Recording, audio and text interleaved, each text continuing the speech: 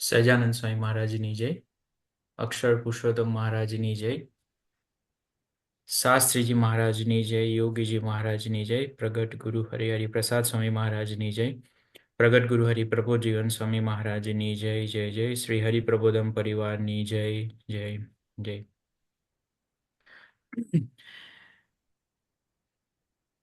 Last week રાહુલભાઈનો message આવ્યો હતો કે આવી રીતે ગોષ્ઠીની સેવા છે.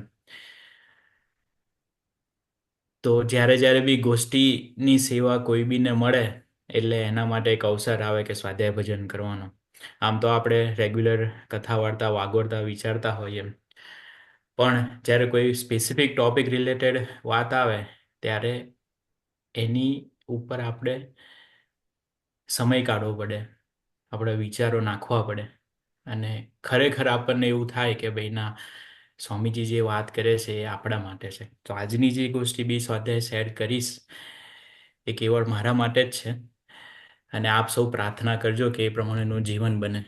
જેમ ભગતે વાત કરી કે આત્મીયતા એ આપણો સિદ્ધાંત છે, કે આપણા જીવનનો પ્રિન્સિપલ શું હોવો જોઈએ, તો કે આત્મીયતા એમ. એટલે આત્મીયતાની વાત જ્યારે બી આવે ત્યારે સહજ એવું બધાને વિચાર આવે આત્મીયતા એટલે કે ભેગા થઈને જીવવું એમ.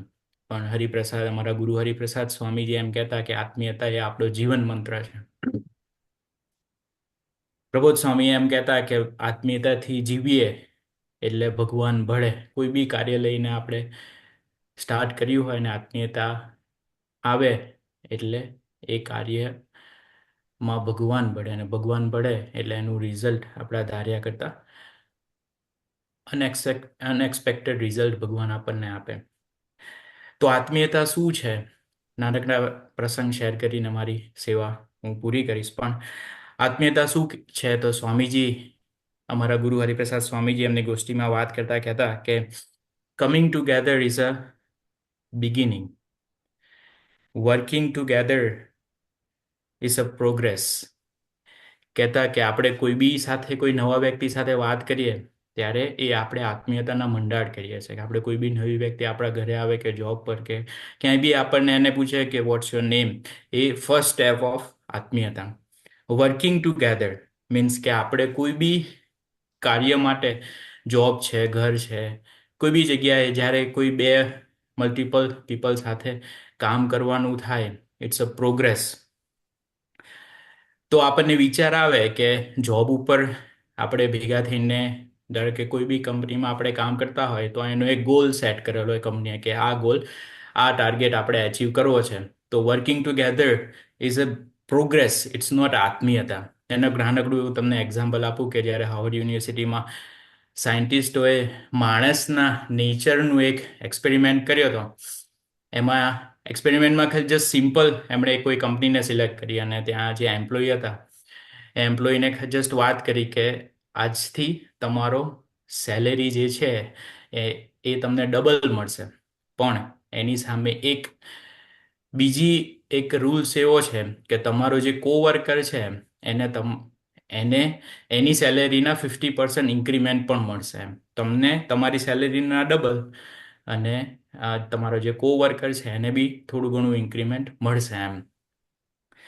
તો દે વર સરપ્રાઇઝ આફ્ટર, જ્યારે એમની પાસે ડેટા આવ્યો ત્યારે કોઈ બી એમ્પ્લોયીએ પોતાનો સેલેરી ડબલ ના કર્યો. કેમ? કેમ કે આના કોવર્કરને સેલેરીમાં ઇન્ક્રીમેન્ટ મળતું હતું. તો આ વસ્તુ ભલે એમણે એક્સપેરિમેન્ટ કર્યો, પણ આ થોડું ઘણું બી આપણે સત્સંગ કરતા હોય એટલે એ ના હોય, પણ મેજોરિટી સમાજમાં એવું દેખાય કે જ્યારે પડોશીના ઘરમાં નવી ગાડી આવે કે કોઈને ધાર્યા કરતા ભગવાન એને વધારે સારું રિઝલ્ટ આપે તો આપણને ઈર્ષા થાય. તો એ આત્મીયતા નથી. કે working together is a progress, પણ moving together is a success, and then staying together is the આત્મીયતા. મૂવિંગ ટુગેધર મીન્સ કે આપણું બોડી છે, એ બોડીના એવરી ઓર્ગન જો એક જ ડિરેક્શનમાં કામ કરતા હોય તો જ બોડી ફંક્શન કરી શકે. એમાંથી એક બી ઓર્ગન આગુ પાછું થાય તો એ ફંક્શન બરાબર કરી ના શકે. પ્લસ જ્યારે બી ધારો કે અત્યારે ઇલોન મસ્કે જે સ્પેસએક્સમાંથી રોકેટ આ અવકાશમાં છોડ્યું અને પાછું આવ્યું, એમાં બધા જે એના એલિમેન્ટ હતા એ પહેલા ટ્રાયલે તો સક્સેસ નથી ગયો, એ થર્ડ ટ્રાયલે સક્સેસ ગયો. પણ કેમ ગયો? ક્યારે પહેલા બે ટ્રાયલમાં બધા એના જે એલિમેન્ટ્સ હતા એ એક જ ડિરેક્શનમાં કામ નહોતા કરતા. થર્ડ ટ્રાયલમાં બધા કામ ગયા અને સક્સેસ મળ્યું. પણ સ્વામીજી એમ કહે કે moving together is a success, પણ ભગવાન તમારું રિઝલ્ટ એઝ અ સક્સેસ આપે, પણ એ ક્રિયામાં તમને આનંદ ના આપે. ઇટ મીન્સ કે સ્ટેઇંગ ટુગેધર ઇઝ ધ આત્મીયતા. એમાં ધાર્યું કામ આપણું ભગવાન પાર બી પાડે અને જે ક્રિયા આપણે કરતા હોય એમાં આનંદ બી આપે. તો આપણે વિચાર કરીએ કે આત્મીયતા શબ્દ એ આપણે પહેલાં સાંભળ્યો નહોતો. ગુરુ હરિપ્રસાદ સ્વામીજીએ 1994માં એ પોતાનો જીવન મંત્ર બનાવ્યો કે કોઈ આત્મીય બને કે ના બને, હે પ્રભુ મારે આત્મીય બનીને જીવવું છે. તો આપણે વિચાર કરીએ કે આપણે આત્મીય થઈએ એના પહેલાં તો સૌથી પહેલાં પ્રભુ આપણા આપણા પ્રાણધાર પુરુષ એ આપણી સાથે આત્મીય બને. કેવી રીતે? તો ભગવાન સ્વામિનારાયણ જ્યારે નીલકંઠ મણિ સ્વરૂપે વિચરણ કરતા હતા અને એ વિચરણનું ફળ એમના થનારા ભક્તોને આપ્યું. એવી આપણે કદાચ દર્શન ના કર્યું હોય પણ એમની જે સિરીઝ ચાલે છે એ દર્શન કરીએ તો આપણને વિચાર આવે કેવી ક્રોનિક તપશ્ચર્યા. કોઈ એમને પૂછ્યું કે આટલી ક્રોનિક તપશ્ચર્યા કોના માટે? તો ભગવાન એવું કીધું કે મારા થનારા ભક્તો માટે. એ વખતે તો ભગવાન જોડે કોઈ હરિભગત બી નહોતું, છતાં બી ભગવાને એવું માંગ્યું કે મારા થનારા ભક્તો માટે હું આટલી તપશ્ચર્યા કરીશું. તો સૌથી પહેલા આત્મીય તો ભગવાન આપણી સાથે બને. બીજું, ભગવાને એવા વરદાન આપ્યા. જ્યારે ભગવાને દીક્ષા લીધી ત્યારે એમના ગુરુ પાસે બે વરદાન માંગ્યા અને બે વરદાન આપ્યા. એમાંથી એ વરદાનનો વિચાર કરીએ કે પહેલું વરદાન કે મારા હરિભગતને એક વીછી કરડવાનો હોય તો મારા રૂવાડે રૂવાડે અનંત વીછી કરડે પણ મારો હરિભગત એ દુઃખથી રહિત થાય. એના ભાગ્યમાં જો ભિક્ષાપાત્ર લખેલું હોય તો એને અન્નદાતથી વેર ના થાય. ત્રીજું કે અંતકાળે હું એ હરિભગતને દર્શન દઈને તેડી જઈશ અને એવા ગુણાતીત સંત દ્વારા ધરા પર પ્રગટ રહીશ. તો આવા વરદાન કોણ આપે? જે ભગવાનને આપણે આશ્રિત જ નથી થયા, એ ભગવાને આપણે એમને સંબંધ સ્વીકારે એ પહેલા આપણા માટે બધું જ એમણે સિક્યોર કરી લીધું. તો સૌથી પહેલા આત્મીય તો પ્રભુ આપણી સાથે બન્યા. એક નાનકડો પ્રસંગ શેર કરું કે જ્યારે ભગવાન ગઢડાની ધરતી પર સભા કરીને બિરાજમાન હતા ત્યારે એક સત્સંગીનો દીકરો ગામમાંથી આવતો હતો સભા દરબારની બાજુમાં, અને એને એક ઝાડ આગળ એ થૂક્યો અને એ ત્યાં જ નજીકમાં એક મહાજન સમાજના 3-4 વડીલો બેઠા હતા.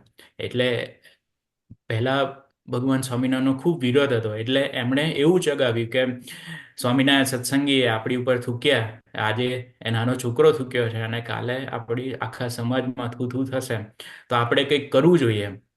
એટલે એમણે આખું બજાર બંધ કરાયું, માર્કેટમાં જેટલી બી દુકાનો હતી એ બધી શટડાઉન કરાવી અને જે ગામના વડીલો હતા એમને ભેગા કર્યા અને દરબાર તરફ આગળ જતા હતા. આ બાજુ ભગવાન સ્વામિનારાયણની જે સભા ભરાઈને બેઠી હતી એમાં ભગવાનને કોઈએ વાત કરી કે આવી રીતે મહાજનના સમાજના બધા વડીલો દરબાર તરફ આવી રહ્યા છે અને ખૂબ ગુસ્સામાં છે. એટલે ભગવાને આ સાંભળ્યું. ભગવાન સીધા ઊભા થઈ ગયા અને ભગવાન કોઈને બી પૂછ્યા વગર એ પોતે દરબારગઢથી જ્યાં મહાજનને જે વડીલો આવતા હતા એ ડિરેક્શનમાં પોતે આગળ વધ્યા અને સામે મળે છે અને કોઈ બી કોઈ શબ્દ બોલે એ પહેલાં ભગવાને કીધું કે અમારા સત્સંગીના દીકરાથી જે કંઈ બી ભૂલ થઈ છે એ બદલ અમે માફી માંગીએ છીએ. તો આપણે વિચાર કરીએ કે ભૂલ તો હતી નહીં, છતાં બી ભગવાને એને કન્સિડર કરી કે ચાલો અમારી ભૂલ થઈ. અને ભગવાને કર્યું શું કે પોતે નમ્યા. એમને નમવાની જરૂર નહોતી, પણ આપણને શીખવાડતા હતા કે આત્મીયતા શું છે. કે કોઈ બી પ્રસંગ બને કે વાંક આપણો હોય કે ના હોય, પહેલા આપણે નમી જવાનું. એ આત્મીયતાનું એક સાઇન છે. ભગવાન સ્વામિનારાયણ આ રીતિનીતિ ગુરુ હરિપ્રસાદ સ્વામીજી એમના જીવનમાં દેખાડીએ. ઘણા બધા પ્રસંગો એ ગુરુ હરિપ્રસાદ સ્વામીજી એવા જીવ્યા કે આપણને દર્શન થાય કે ખરેખર આ એ આત્મી આપણી સાથે પહેલા છે. આપણે થઈએ કે ના થઈએ, પ્રભુ આપણને ક્યારેય જોતા નથી. એક વખત પ્રબોધ સ્વામીજી હરિધામની ધરતી પર 4-5 સંતોને લઈને હરિધામ મંદિરથી નજીકમાં એક જગ્યા હતી બેસવાની, ત્યાં જાય છે અને પ્રબોધ સ્વામીજી એમ કહે છે કે ચાલો આપણે સ્વામીજીને પત્ર લખીએ. એટલે સ્વામીજીને પત્રમાં લખે છે કે અમે 4-5 સંતો આ જગ્યાએ બેઠા છે, પાર્લેજી અને ચણા અમે જમીએ છીએ અને આનંદ કરીએ છીએ. આટલી જ વાત પત્રમાં લખી હતી. અને જ્યારે સ્વામીજીએ આ પત્ર વાંચ્યો, ત્યારે સ્વામીજીએ કીધું કે ખરેખર આ પૃથ્વી ઉપર આવીને જે કરવાનું છે એ તમે કરી રહ્યા છો, એમ કરીને ખૂબ રાજીપાનું દર્શન કરે. તો આપણે સત્સંગ કરતા હોઈએ તો આપણે બસ આટલું જ કરવાનું છે કે ભેગા થઈને કઈ બી વસ્તુ કરીએ એ ભેગા થઈને કરવાનું. પણ સ્ટેઇંગ ટુગેધર એઝ આત્મીયતા એ કેવી રીતે, તો એ આપણે આગળ વાત કરીશું. પણ જે સ્ટાર્ટિંગ છે એ ભેગા થઈને જેટલું કરીશું એટલું ભગવાન ભળે. તો આત્મીયતાથી શું રિઝલ્ટ આવે? ગુરુવારી હરિપ્રસાદ સ્વામીજી એમ કહેતા કે આત્મીયતાથી કોઈ બી સમાજ જીવતો હોય તો શરીરમાં કોઈ બી રોગ હોય એ રોગ સામે લડવાનું બળ મળે. અને રોગની કોઈ તાકાત નથી કે એ તમને હેરાન કરી જાય. તો અમારા મંડળમાં એક ભગતને, એમનું નિસર્ગભાઈ નામ છે, પોતે 27 વર્ષની એજ છે. 2022 ડિસેમ્બરમાં એ પોતે ઇન્ડિયા ગયા હતા ફરવા માટે. અને નાકમાં એમને નેઝલ કન્જેશન ચાલુ થયું અને બહુ ક્રોનિક થયું, અઠવાડિયા 2 અઠવાડિયા સુધી રહ્યું. એટલે જસ્ટ જનરલ સ્પેશિયાલિસ્ટ પાસે ચેક કરાવવા ગયા. ચેક કરાવતા ખબર પડી કે તમને તો કેન્સર છે. એટલે ઇન્ડિયામાં હતા, એટલે ઇન્ડિયામાં તો ટ્રીટમેન્ટ થઈ ગઈ. પ્રસંગ લાંબો છે પણ હું શોર્ટમાં કહીશ કે ઇન્ડિયામાં તો ટ્રીટમેન્ટ થઈ ગઈ, 3-4 મહિના ત્યાં રહ્યા પોતે. એમણે કીમો લીધો, ટ્રીટમેન્ટ થઈ ગઈ, ક્યોર થઈ ગયું કેન્સર. અને એ પોતે પાછા અહીંયા કેનેડા આવે છે. કેનેડા એને બી જે એમના રેગ્યુલર સ્કેનિંગ ને બધું હોય છે એ સ્કેનિંગ એમના ચાલે છે. અને બને છે એવું કે આ વર્ષે જૂનમાં પાછું એમને જે પ્રોબ્લેમ 2022માં થયો હતો એ પાછો પ્રોબ્લેમ સ્ટાર્ટ થયો. એટલે આપણે વિચાર કરીએ કે 27 વર્ષની ઉંમર, હજુ કેરિયર માંડ સેટ થયું હતું, હવે આવી બીમારી આવે એટલે બધું જ છોડવું પડે. પ્લસ અહીંયા કોઈ ફેમિલી નહીં, એ દીકરો ખાલી સભા ભરે અને સભાના જે ફેમિલી સાથે એમની જે આત્મીયતા હતી એ એટલો જ એમનો પરિવાર, બીજું કોઈ પરિવાર નહીં. એટલે સેવકને વાત કરી એટલે પ્રબોધ સ્વામીએ ના દર્શન થયા. પ્રબોધ સ્વામીએ એવું કીધું કે આપણે ટ્રીટમેન્ટ અહીંયા જ કરાવી છે, ઠાકોરજી બધું સારું કરી આપશે, આમાં અમે પ્રાર્થના કરીશું. એટલે એન્ડ ઓફ જૂનમાં એ ટ્રીટમેન્ટ ચાલુ થઈ. ડૉક્ટરે હવે સેકન્ડ વાર એ કેન્સર થયું એટલે ઇટ વેરી એક્યુટ અને એગ્રેસિવ કેન્સર. સ્ટેજ તો ના આપે અહીંયા, પણ ઇટ્સ વેરી એગ્રેસિવ કેન્સર કે ઘણું બધું ડેવલપ થતું હતું ને અહીંના ભાગમાં એમને ગાંઠ ડેવલપ થતી હતી. અને એ ટ્યુમર એટલું બધું ઇન્ક્રીઝ થતું હતું કે એમની આંખ તમે જુઓ તો એવું લાગે કે હમણાં એ આંખ ફૂટી જશે, લેફ્ટ હેન્ડ સાઈડની આંખ. એટલું બધું ક્રોનિક એ વધતું હતું. એટલે ડૉક્ટર પાસે ગયા ક્રોસ કેન્સરમાં. ડૉક્ટરે પ્લાન બનાવ્યો કે આપણે 3 ફેઝમાં ટ્રીટમેન્ટ કરીશું. પહેલો ફેઝ એમણે સ્ટાર્ટ કર્યો. હવે કેન્સર વસ્તુ એવી છે કે જે treatment it just try and error. એટલે પહેલો ફેઝ કમ્પ્લીટ થયો એટલે 3 દિવસમાં એ કેન્સરની જે ટ્યુમર હતી એ નાની થઈ ગઈ. અને ચોથા કે 5મા દિવસે એ પાછી વધવા માંડી. એટલે ચાલુ કિમોથેરાપી આવું થાય, ઇટ્સ વેરી સરપ્રાઇઝિંગ કે આવું કોઈ દિવસ ના થાય. ડૉક્ટર વોઝ ઓલ્સો શોક્ડ કે આ વસ્તુ ના થવી જોઈએ. દેન હી વોઝ ઓલ્સો કન્ફ્યુઝ. એણે આગળ બીજા જે સ્પેશિયાલિસ્ટ હતા એની સાથે બી એણે કન્સલ્ટ કર્યું. એમ કરતાં કરતાં બીજી ફેઝ આવે છે કિમોથેરાપીનો. બીજો ફેઝ બી લે છે, છતાં બી કોઈ એવું ખાસ ઇમ્પ્રુવમેન્ટ થતું નથી. એમ પ્રબોધ સ્વામીજીના દર્શન થાય છે, પ્રબોધ સ્વામી આશીર્વાદ આપે છે, પાછા એશ્યોરિટી આપે છે કે તમે ચિંતા ના કરતા, બધું સરસ થઈ જશે. થર્ડ ફેઝ પછી ડૉક્ટર એવું કહે છે કે આ એક ઓરલ મેડિકેશન છે, આ ઓરલ મેડિકેશન તમે ટ્રાય કરો. ડૉક્ટર ઓલ્સો નોટ શ્યોર કે આ કામ કરશે કે નહીં કરે. હવે જે ડૉક્ટરે પ્લાન બનાવ્યો હતો એમાં કોઈ જગ્યાએ આ મેડિકેશનનો એણે એડ નહોતી કરી. અને આઉટ ઓફ સરપ્રાઇઝ એ મેડિકેશન એમની ટ્રીટમેન્ટમાં એડ થઈ. અને એ ટ્રીટમેન્ટ જે ઓરલ મેડિકેશન હતી એ ઇટ ડીડ વર્ક. અને જે એમનું કેન્સર હતું, જે જે સાઇઝ હતી ટ્યુમરની, એ ખાસી એવી રિડ્યુસ થઈ ગઈ. હવે આ જે આખી પ્રોસેસ છે એમાં આત્મીયતા ક્યાં કામ કરી એની વાત કરું કે જ્યારે ફેઝ 1 અને સેકન્ડ કમ્પ્લીટ થયો, એટલે સ્ટાર્ટિંગથી એ સેવકના ઘરે જ રહેતા હતા. એટલે ફર્સ્ટ કે જે પોતે એક મેન્ટલ ડિપ્રેશનમાં આવી ગયા હતા કે હવે મારું શું થશે એમ. તો ઘરે બધા મંડળના ભક્તો એમને મળવા આવે, સ્વામીજીની બે બે ચાર બળની વાતો કરે. સેકન્ડ, એમનું જે જમવાનું છે, કેન્સર કોઈ બી ક્રોનિક બીમારી થાય એટલે એમનું જમવાનું જે છે એ બહુ વ્યવસ્થિત જોઈએ. અને અહીંયા બધાને જોબ હોય એટલે એક ફેમિલીથી પોસિબલ ના થાય, એટલે એમનો સવારનો નાસ્તો બીજા ઘરેથી આવે, બપોરનું જમવાનું બીજા ઘરેથી આવે, રાતનું જમવાનું બીજા ઘરેથી આવે. અને એમને જે ડૉક્ટરે જે ફૂડ પ્લાન લખી આપ્યો હતો એ પ્રમાણેનું જ જમવાનું બધા ભક્તોએ એમને પીરસવાનું ચાલુ કર્યું. થર્ડ, જ્યારે આ ટ્રીટમેન્ટ સક્સેસ નહોતી જતી, કે ધાર્યું રિઝલ્ટ આપ મળતું નહોતું, તો પછી એક વિચાર આવ્યો કે આપણે ભેગા થઈને ઠાકોરજીના ચરણે ધૂન કરીએ. તો 15 થી 20 દિવસ બધા ભક્તો ઘરે આવે અને અડધો કલાક ફિક્સ એ ધૂન થાય. અને ધૂન થાય એટલે 15 દિવસ પછી જ્યારે ફેઝ 3, જે હું ઓરલ મેડિકેશનની વાત કરું છું, એ ડૉક્ટરને વિચાર આવ્યો કે આ મેડિકેશન આપણે એડ કરીએ. અને એ જ્યારે એડ કરે છે ત્યારે કેન્સરની જે ટ્યુમરની સાઇઝ હતી એ it's drastically reduce.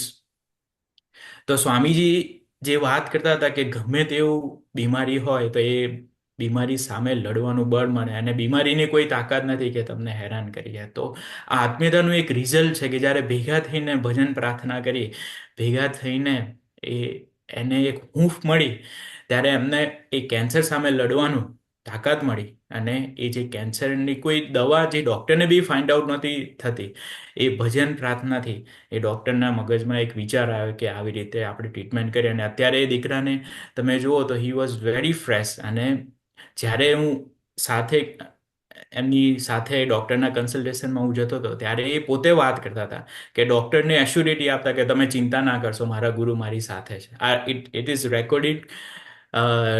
Recorded audio કે એ પોતે, અને ડૉક્ટર ઓલ્સો સરપ્રાઇઝ કે ભાઈ તમે આટલું બધું ક્રોનિક છે, કોઈ આપણને સોલ્યુશન નથી મળતું, અને તમે મને એશ્યોરિટી આપો છો કે તમે ચિંતા ના કરશો, મારા ગુરુજી મારી સાથે છે.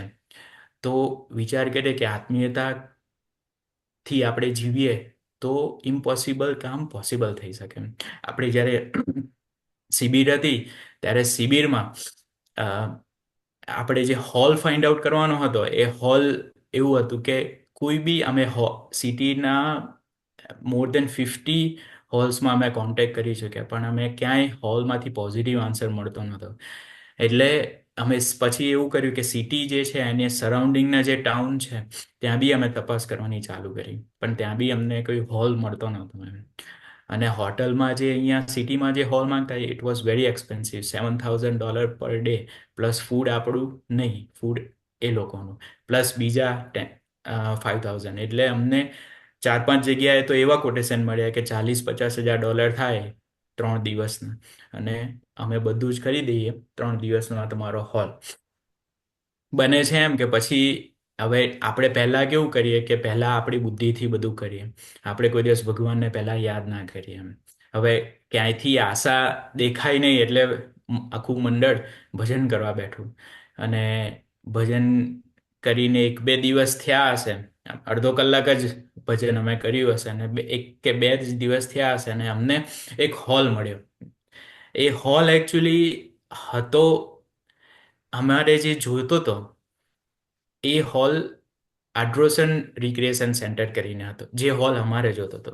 પણ એ હોલ અવેલેબલ નહોતો. પણ એ જ હોલના એક બ્રોશરમાં એક નાનકડા અક્ષરે એક નામ લખ્યું હતું, મોર રિક્રિએશન સેન્ટર.